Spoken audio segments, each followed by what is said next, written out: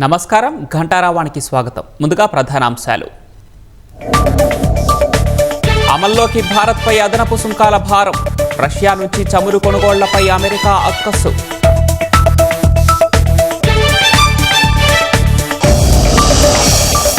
అల్పపీడనం ప్రభావంతో రాష్ట్రంలో వర్షాలు. పలు చోట్ల లోతట్టు ప్రాంతాలు జలమయం.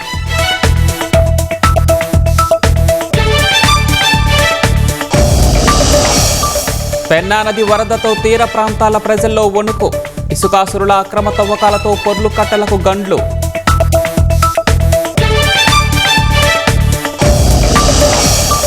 శ్రీశైలం ప్రాజెక్టు వద్ద కొనసాగుతున్న వరద. 6 గేట్లను ఎత్తి సాగర్కు నీటి విడుదల.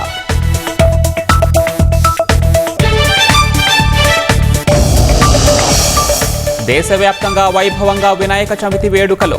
మండపాల్లో వివిధ రూపాల్లో కొలువుదీరిన పార్వతీ పుత్రుడు.